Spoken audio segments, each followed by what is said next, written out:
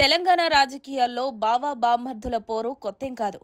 చంద్రశేఖరరావు తన కుమారుడు కేటీఆర్ను ముఖ్యంగా ముందుకు తేవడానికి ప్రయత్నించగా, అల్లుడు హరీష్ రావు రాజకీయంగా కొంతకాలం వెనుకబడి ఉండాల్సి వచ్చింది.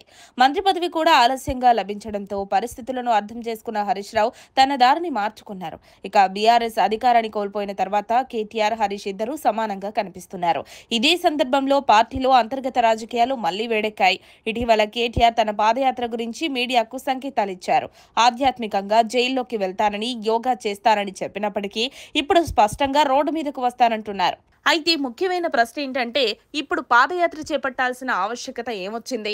సాధారణంగా ఎన్నికల ముందు ఏడాది ఇటువంటి కార్యక్రమాలు మొదలవుతాయి. కానీ ఇప్పుడు ఎన్నికలకు 2 సంవత్సరాల సమయం ఉండగానే ఈ నిర్ణయం ఎందుకు?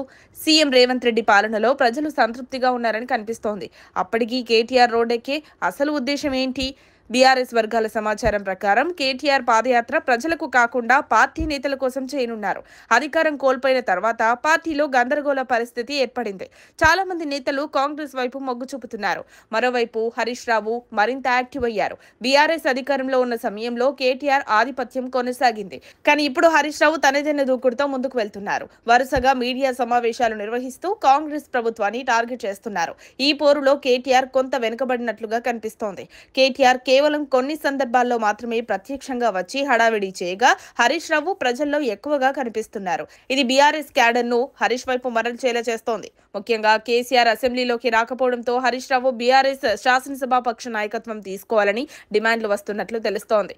ఇదే కేటీఆర్ ను అప్రమత్తం చేసిందని, అందుకే పార్టీలో తన పట్టు బలపరిచేందుకు పాదయాత్ర ప్లాన్ చేస్తున్నారని టాక్. హరీష్ ప్రాబల్యం పెరగకుండా ఉండటానికి, పార్టీ క్యాడర్ ను తన చుట్టూ సమీకరించుకోవడానికే కేటీఆర్ పాదయాత్ర నిర్ణయం తీసుకున్నట్లు రాజకీయ విశ్లేషకుల అభిప్రాయం. మరిన్ని అప్డేట్స్ కోసం మా కాయ్ టీవీని సబ్స్క్రైబ్ చేసుకోండి.